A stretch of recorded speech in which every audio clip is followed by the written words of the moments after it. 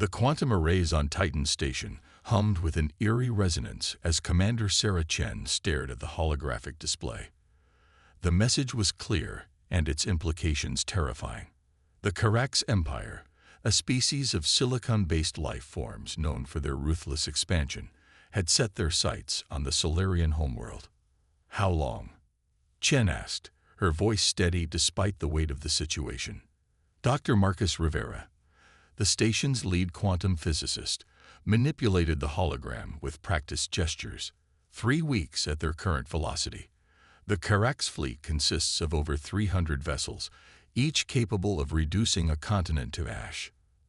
The Solarians had been humanity's first extraterrestrial allies, a civilization of energy beings who had helped Earth master fusion technology. Their philosophy of peaceful technological exchange had transformed human society in mere decades. Now they faced extinction because of that very philosophy. And Project Prometheus. Chen's dark eyes fixed on the quantum arrays that dominated the station's central chamber. The massive structure of interconnected crystalline matrices pulsed with otherworldly light, each pulse representing calculations beyond human comprehension. Marcus hesitated. It's stable. But Commander, we've only run simulations.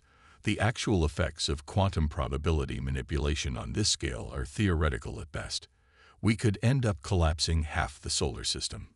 Chen nodded slowly. She'd known the risks when she'd taken command of Titan Station.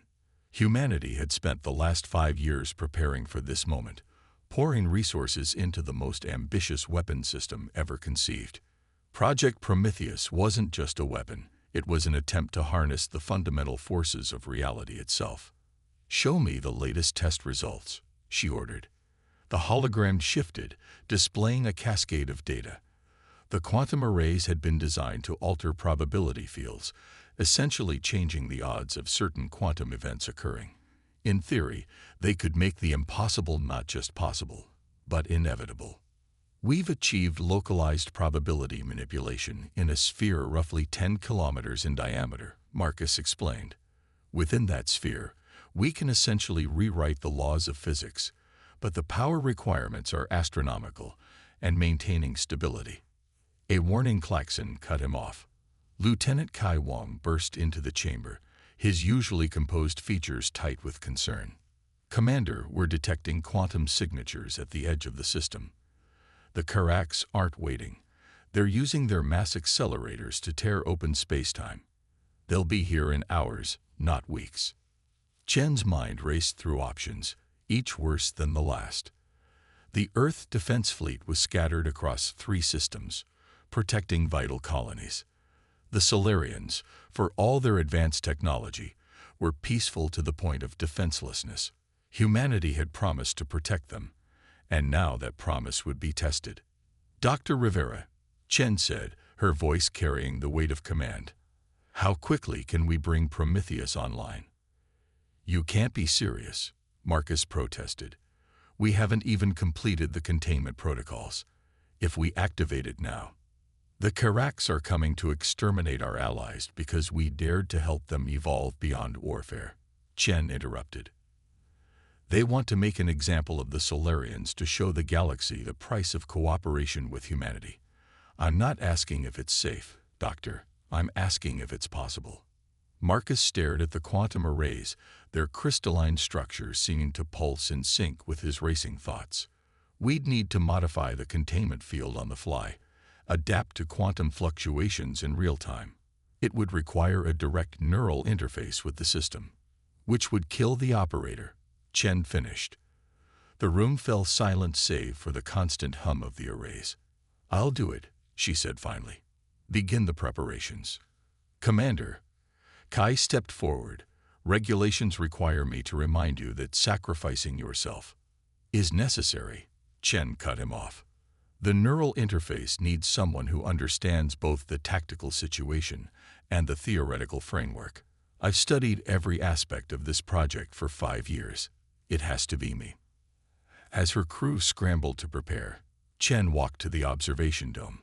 Titan's methane lakes stretched to the horizon, their surface occasionally broken by the massive cooling towers necessary to keep the quantum arrays from melting down. Above, Saturn's rings painted strips of light across the starfield. Humanity had come so far, reaching for the stars with hope and determination. They'd found friends among those stars, beings of pure energy who shared their dreams of a united galaxy. Now they faced a choice: stand aside and watch those dreams die, or risk everything on one desperate gamble. The quantum arrays hummed louder, their crystalline matrices glowing brighter as power was diverted from across the solar system. In a few hours, Chen would link her mind directly to the most powerful weapon humanity had ever created.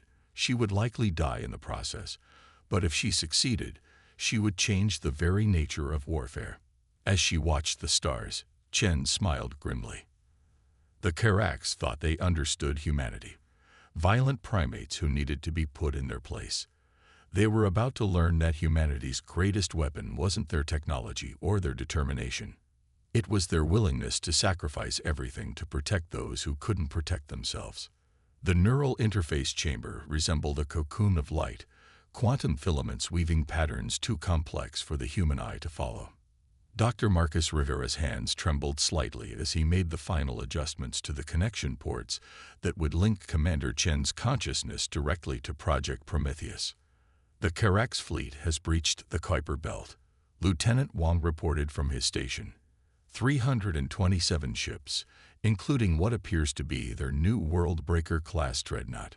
Chen lay back in the interface cradle, her breath steady despite the chaos of preparation around her. The quantum array's hum had deepened to a bone-rattling resonance that seemed to vibrate through the very fabric of reality. "Talk me through the sequence one more time, Marcus," she said, her voice calm. "I need to understand exactly what will happen." Marcus nodded, grateful for the commander's methodical approach. "The neural interface will merge your consciousness with the quantum probability field we've generated.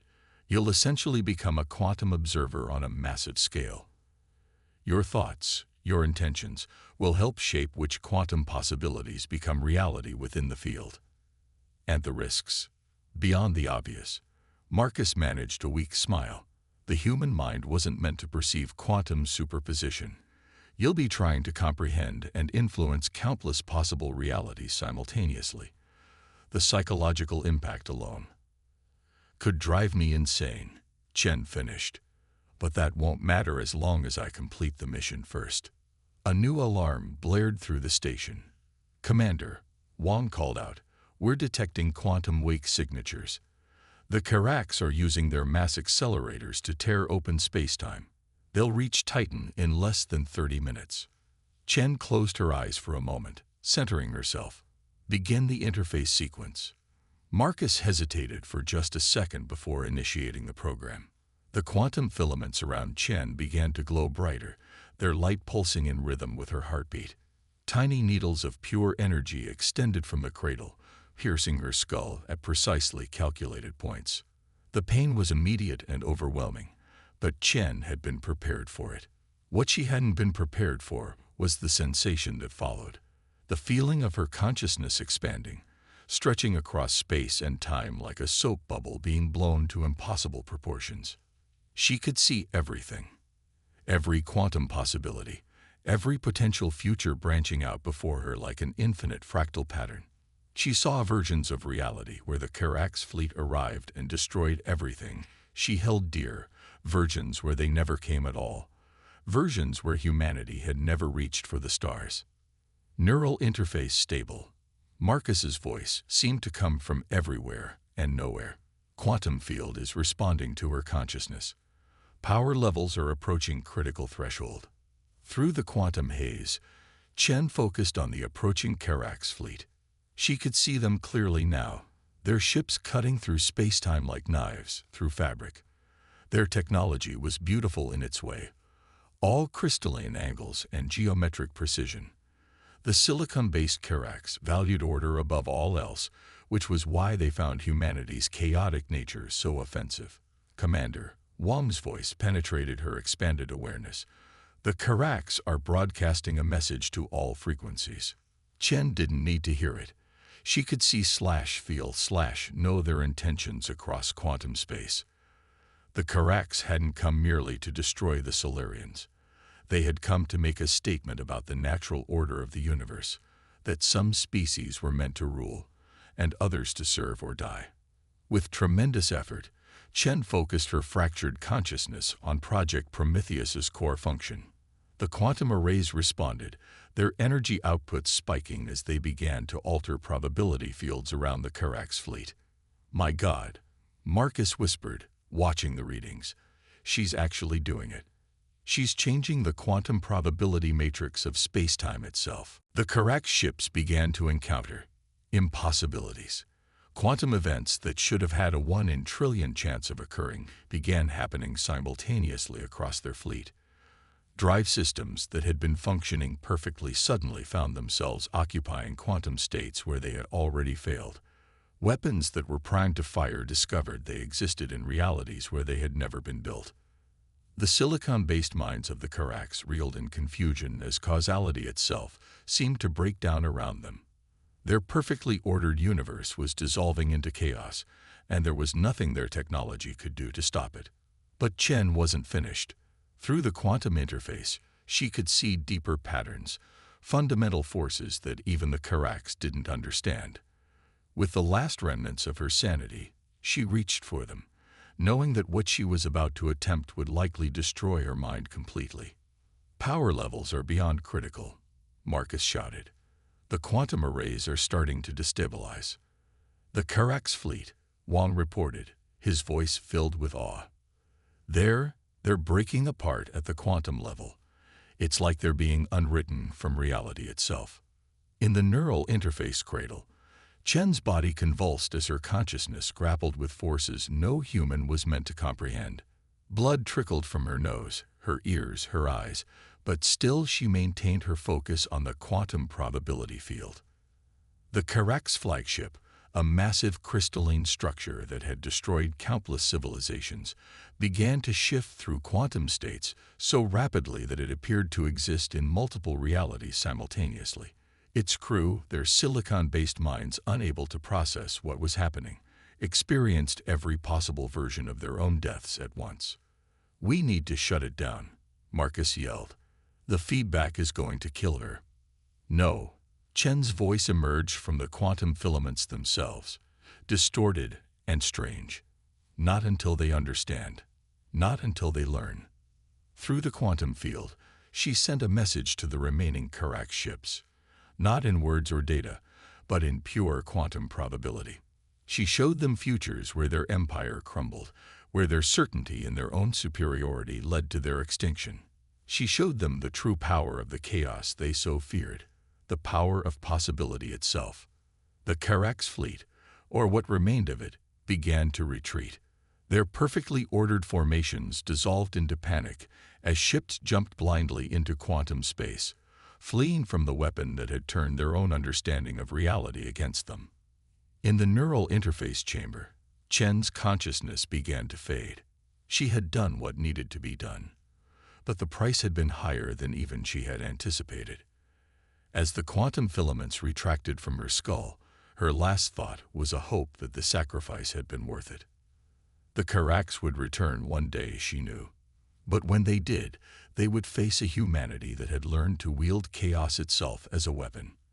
And perhaps, just perhaps, that knowledge would teach them the value of accepting a universe that refused to be bound by their narrow vision of order. In the aftermath of Project Prometheus's activation, Titan Station hung suspended in an eerie calm. The quantum arrays, their crystalline structures still humming with residual energy, cast strange shadows across the medical bay where Commander Sarah Chen lay motionless, surrounded by monitoring equipment. Dr. Marcus Rivera hadn't left her side for 3 days. The neural interface had left traces in her brain tissue that defied conventional medical understanding. Patterns that seemed to shift and change every time they were scanned, as if they existed in multiple states simultaneously. "Any change?" Lieutenant Wang asked, entering the medical bay with dark circles under his eyes. He'd spent the past 72 hours coordinating with Earth Command and trying to understand exactly what had happened during the confrontation with the Karax. Her brainwave patterns are unprecedented, Marcus replied, studying the latest scans. It's as if her consciousness is still operating on a quantum level. She's experiencing multiple realities simultaneously, even in this comatose state. The door hissed open again, admitting Admiral Helena Voss, her typically pristine uniform showing signs of hasty travel. The highest-ranking official in the Earth Defense Force had come personally to assess the situation, a testament to its gravity. "Give me the complete picture," Voss demanded, her weathered face grave. "What exactly did Commander Chen do to the Karax fleet?" Marcus gestured to the holographic display, where data from the engagement still scrolled in endless streams. She didn't just use the quantum probability field as a weapon. She fundamentally altered the way reality behaved within its radius. The Karax ships weren't destroyed in any conventional sense. They were redistributed across probability space. "Explain that in terms that won't give me a headache, Doctor." "She made the impossible not just possible, but inevitable," Wong interjected. "Every failure state, every potential disaster that could have affected their ships began happening simultaneously. But more than that, she showed them something. The survivors who managed to escape haven't just retreated. According to our long-range sensors, they're tearing their own weapon systems apart." Admiral Voss raised an eyebrow. "They're disarming themselves." "The Karax?" "Not exactly," Marcus said. "They're redesigning everything. Our quantum sensors are detecting massive engineering projects across their territory. They're completely reorganizing their technological base, moving away from purely crystalline structures towards some kind of hybrid system we don't fully understand yet." On the medical bed, Chen's fingers twitched, drawing everyone's attention. Her eyes moved rapidly behind closed lids, as if watching scenes invisible to everyone else. She showed them a fundamental truth about reality. Marcus continued softly. "That order and chaos aren't opposites. They're complementary forces. The Karax built their entire civilization on the principle of imposing perfect crystalline order on the universe. Commander Chen showed them that chaos, uncertainty, and probability aren't enemies to be conquered. They're tools to be understood and utilized." "And the cost?" Voss asked, looking at Chen's still form. "We don't know if she'll ever wake up," Marcus admitted. "And if she does, we don't know who or what she'll be." The human mind wasn't meant to perceive reality the way she did. She basically turned herself into a living quantum computer for those few crucial minutes. The Admiral was silent for a long moment, processing the implications. "The Solarians have sent a message," she said finally. "They want to help. Their energy-based consciousness might be able to interpret what's happening in her mind." "That's not all," Wong added. "We're receiving transmissions from across known space. Word of what happened here is spreading. Species that were neutral or hostile toward humanity are suddenly very interested in diplomatic relations. The Karax were considered invincible, their technology unmatched. In one stroke, humanity proved that we understand something about the nature of reality that even they missed." "We proved more than that," a weak voice said from the bed. Everyone turned to see Chen's eyes open, though they seemed to focus on points in space that weren't quite there. "We proved that strength doesn't come from imposing order or embracing chaos. It comes from understanding both." Marcus rushed to her side, medical scanners whirring. "Commander, you should rest. The neural interface changed me," Chen finished. "I know. I can still see them, Doctor. All the possibilities, all the potential futures branching out before us. The Karax aren't our enemies anymore. They're about to become our greatest students." "Students?" Voss asked sharply. "The Karax don't learn from other species. They conquer or destroy." Chen smiled, though her eyes continued to track invisible patterns in the air. "They're learning now. I showed them something they'd never considered, that their greatest weakness was their refusal to accept uncertainty. They're rebuilding their entire civilization based on that understanding. Within a year, they'll make contact again, not to conquer, but to collaborate. The room fell silent as the implications sank in. Humanity hadn't just won a battle or saved an ally. They'd fundamentally altered the course of galactic civilization by proving that their greatest perceived weakness, their acceptance of chaos and uncertainty, was actually their greatest strength. There will be others, Chen continued, her voice growing stronger. Species that fear us now, seeing what we're capable of. But fear can become respect, and respect can become understanding. We need to be ready. Project Prometheus isn't just a weapon. It's a key to understanding reality itself, and we've only begun to grasp its potential. As if in response to her words, the quantum arrays hummed louder, their crystalline matrices pulsing with possibilities yet to be explored. Humanity had taken its first steps into a larger universe, armed not with conventional weapons, but with the power to reshape probability itself. The galaxy would never be the same. 6 months after Project Prometheus, Titan Station had transformed. The original quantum arrays now formed the core of a vast research complex, where scientists from a dozen species worked to understand the principles Commander Chen had unleashed. The station's observation dome, once a simple viewing platform, had become a meeting ground for the most unlikely diplomatic summit in human history. Chen stood at its center, her altered consciousness still processing multiple quantum states as she faced the assembled representatives. The Solarians flickered like living flames to her left, their energy forms pulsing with approval. To her right, a delegation of Karax stood rigid in their newly designed environmental suits, crystalline structures interwoven with organic compounds in a way that would have been heretical to their species just months ago. The quantum probability matrices are stable, she reported, her voice carrying undertones that resonated differently with each species present.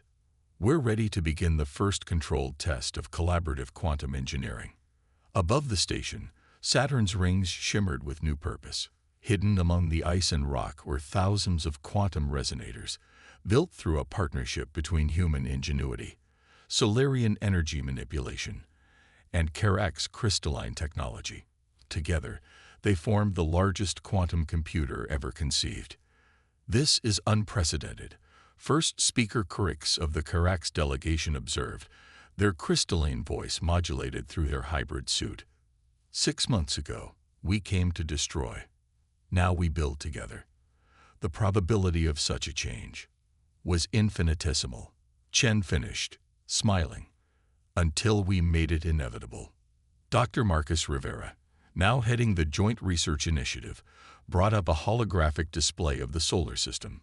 Quantum probability fields flickered across it in complex patterns, showing how reality itself had been subtly altered by their work. The applications extend far beyond defense, he explained. We're learning to manipulate probability fields to enhance faster-than-light travel, terraform hostile environments, even heal injuries by shifting biological systems toward their optimal states. The Solarian representative, a being of pure energy named Helios, pulsed with excitement. Our own studies of consciousness have expanded exponentially since interfacing with Commander Chen's quantum-altered mind. The barriers between energy and matter, between consciousness and reality, are far more permeable than we imagined. Lieutenant Wang, recently promoted to head of security for the joint project, monitored the quantum field readouts with practiced ease.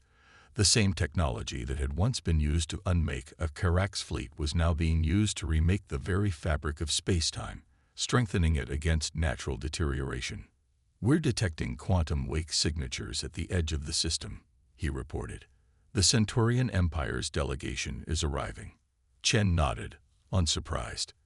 Word had spread across the galaxy about what had happened at Titan Station.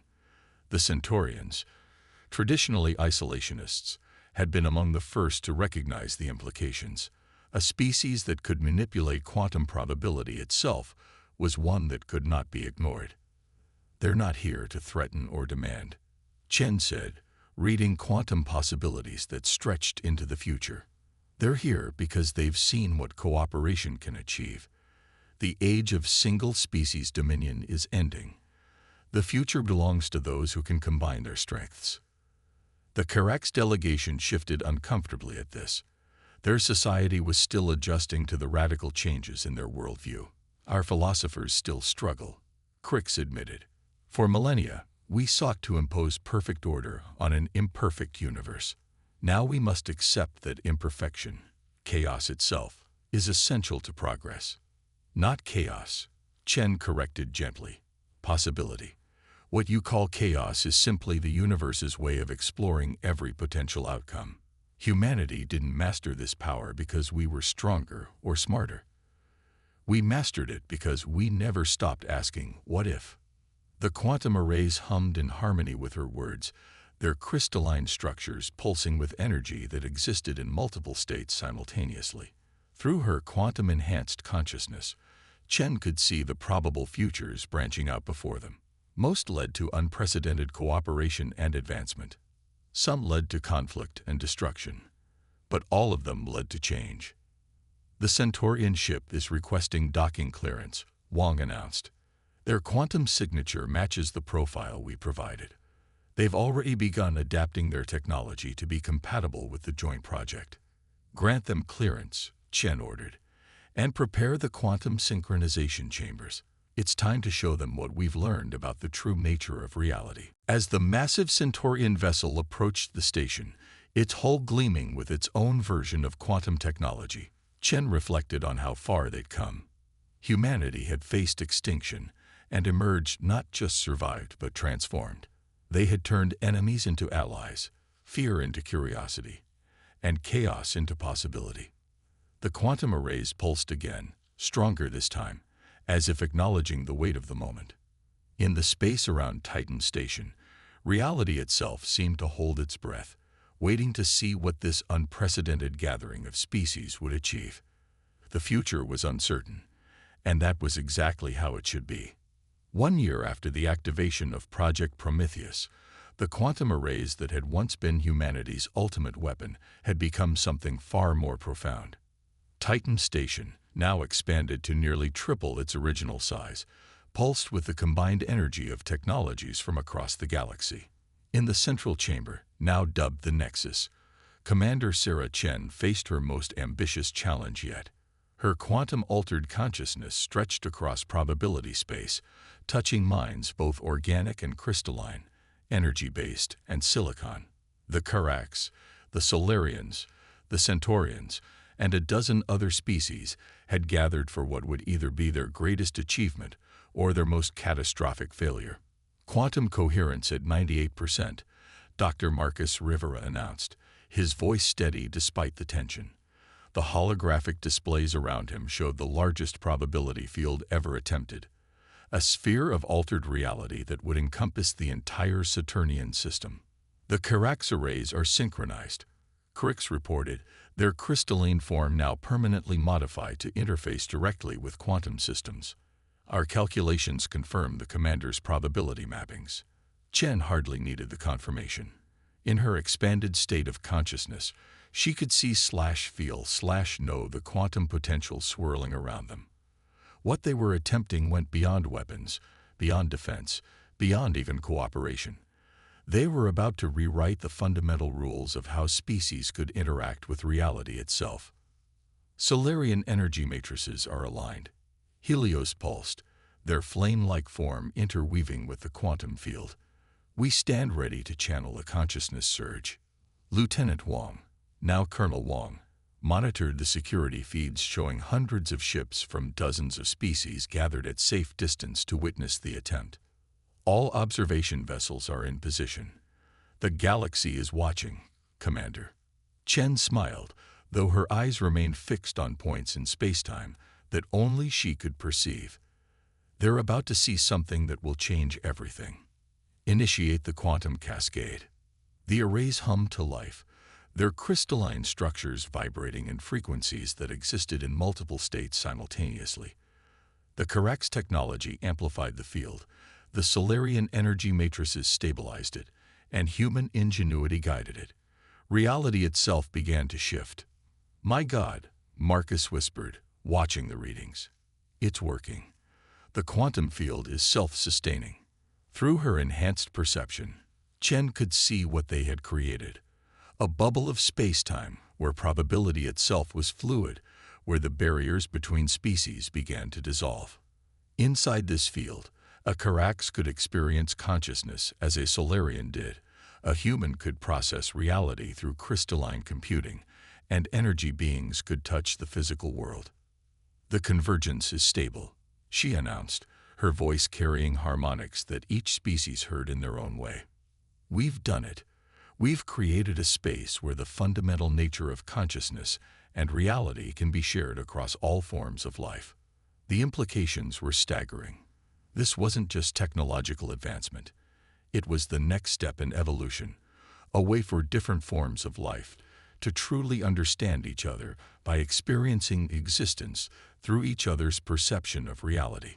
"The quantum field is generating new probability matrices," Croix observed, their crystalline form vibrating with what could only be described as awe. "Possibilities we never imagined are becoming accessible. Because we're no longer limited by our individual perspectives," Chen explained. "Every species has its own blind spots, its own limitations in how it perceives and interacts with reality. Together, we can see the full spectrum of existence." The quantum arrays pulsed brighter, their energy patterns shifting as new discoveries emerged from the unprecedented collaboration. Problems that had seemed insurmountable to individual species became trivial when approached through multiple forms of consciousness simultaneously. "We're receiving requests from across the galaxy," Wang reported, his console lighting up with incoming signals. "Every spacefaring civilization wants to participate in the Quantum Convergence Project." Chen nodded, watching probability streams shift and merge. "Because they understand now. The universe isn't a competition to see which species can dominate. It's an invitation to explore every possible way of existing, of thinking, of being." The Carax, who had once sought to impose their vision of perfect order on the galaxy, now stood at the forefront of exploring chaos theory through crystalline computing. The Solarians, who had limited themselves to energy-based existence, were learning to interface with physical matter in ways they had never imagined possible. And humanity, the species that had started it all with one desperate gamble, had found their true strength, not in weapons or technology, but in their ability to imagine possibilities and make them real. "Commander," Marcus said softly, "the quantum field is generating new mathematical frameworks. It's as if reality itself is teaching us how to understand it better." Chen smiled, seeing through her quantum-enhanced consciousness the countless futures branching out before them. Some still held conflict, others peace, but all of them held something that had been missing before: true understanding between fundamentally different forms of life. "That's the greatest lesson we've learned," she said, her voice carrying to all species present, each hearing it in their own way. "The universe isn't something to be conquered or controlled. It's something to be explored and understood, through as many different perspectives as possible." The quantum arrays hummed in harmony with her words, their energy patterns stabilizing into something new. A permanent bridge between different ways of existing. Humanity had faced extinction and emerged, not just survived, but transformed. They had shown the galaxy that the greatest power wasn't in destroying or dominating, but in bringing together the impossible and making it inevitable. As the quantum field stabilized around Saturn, Chen could see the probability streams stretching far into the future. Species that had once warred would learn to share consciousness. Civilizations that had hidden in isolation would join the grand experiment of shared existence. The galaxy itself would evolve, not through conflict, but through understanding. The weapon that had saved humanity had become something far more powerful, a key to unlocking the true potential of all conscious life. And it had all started with one simple human trait: the ability to look at the impossible and ask, what if?